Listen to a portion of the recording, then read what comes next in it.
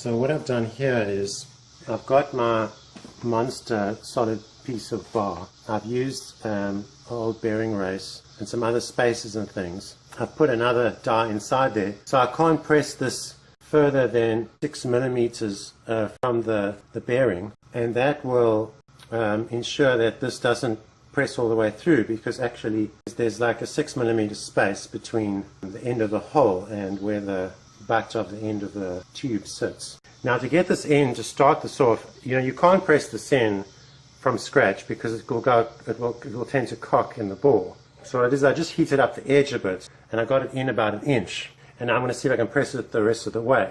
So inside here I've got another spacer to prevent the tube pushing all the way through. So I should push it until it hits the spacer. Let's see if this works. Okay, so it's pushing in quite nice and smoothly.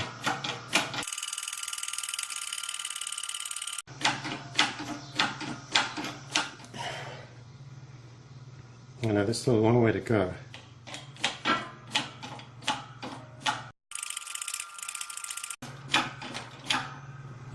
Okay, that should be the bottom. Let's take another look. Look at the bottom. So there it is, all pressed in.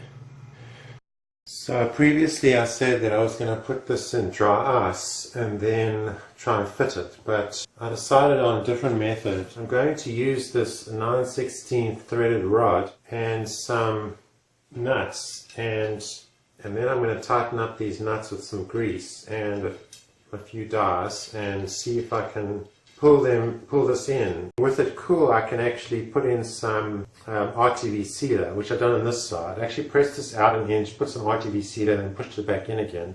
And the RTV sealer will create a nice seal there.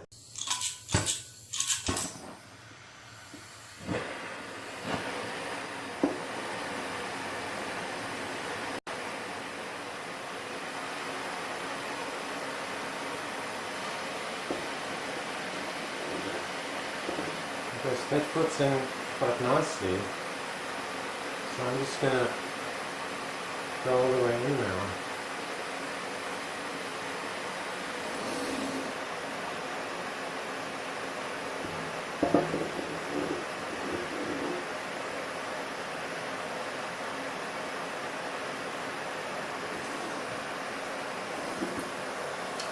There we go, it's in.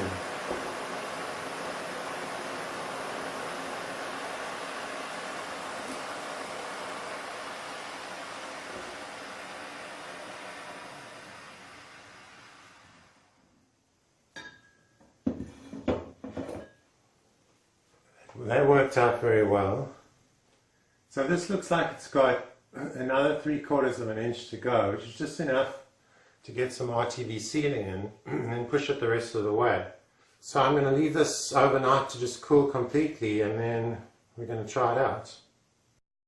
So this prevents the tube from being pressed in too far.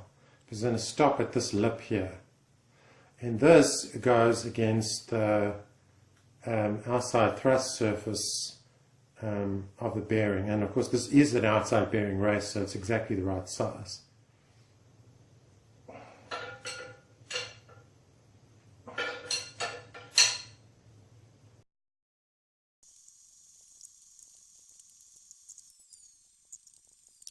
Okay, so it's flush. It's just completely stripped off.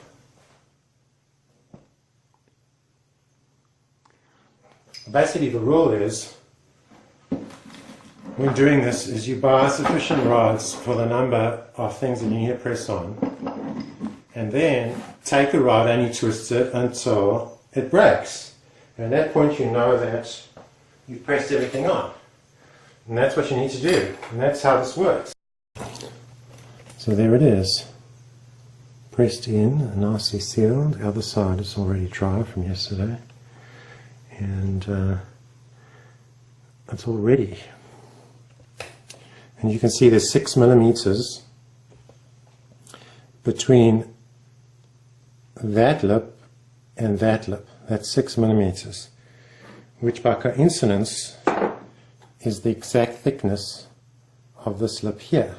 So this is why these dies are so useful. And if you don't have these dies, you're going to have to make some way of making sure that they get into just the right depth.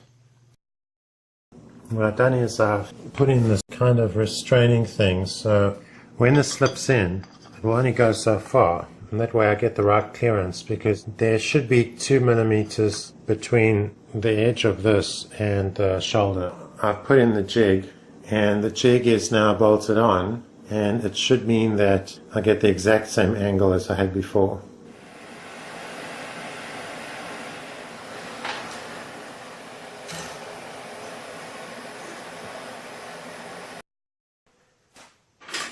So, okay, sorry you didn't get to see that, but there it is.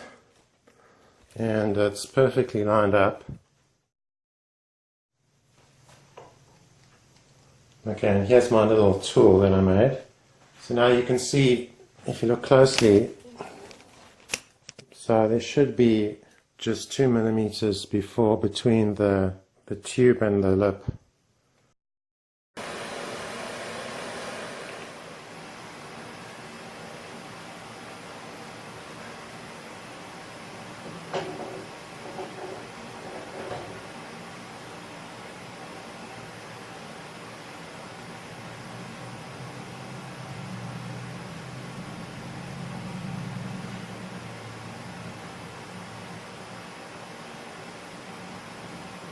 There we go.